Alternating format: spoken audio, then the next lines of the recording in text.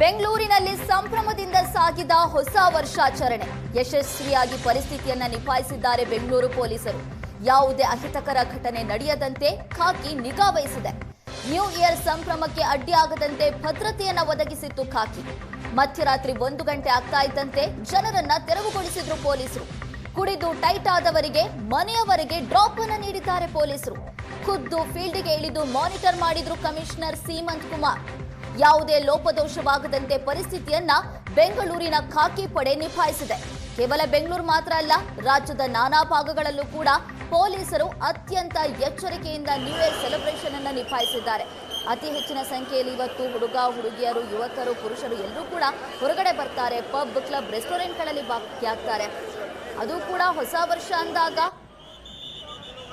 ಒಂದಿಷ್ಟು ಆ celebration mode ಜಾಸ್ತಿನೇ ಇರುತ್ತೆ. ಅಂತ ಸಂದರ್ಭದಲ್ಲಿ ಅಹಿತಕರ ಘಟನೆ ನಡೆಯುವಂತಹ ಚಾನ್ಸಸ್ ಕೂಡ ಜಾಸ್ತಿ ಇರುತ್ತೆ.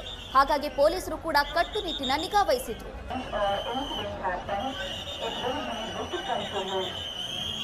ಖುದ್ದು ಕಮಿಷನರ್ ಸೀಮಂತ್ ಕುಮಾರ್ ಅವರೇ ಕೂಡ ಫೀಲ್ಡ್ಗೆ ಇಳಿದು ಮಾನಿಟರ್ ಮಾಡಿದ್ರು.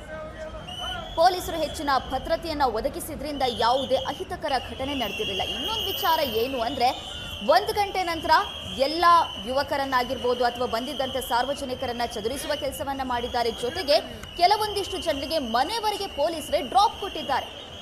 ಹಾಗಾಗಿ ಯಾವುದೇ ಅಹಿತಕರ ಘಟನೆ ಬೆಂಗಳೂರಿನಲ್ಲಿ ನಿನ್ನೆ ನಡೆದಿಲ್ಲ.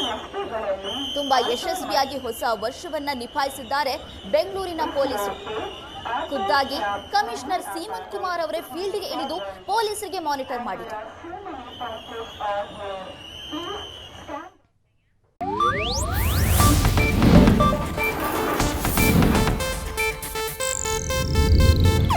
ಇದು ಏಷ್ಯಾನೆಟ್ ನ್ಯೂಸ್ ನೆಟ್ವರ್ಕ್ ಪ್ರಸ್ತುತಿ.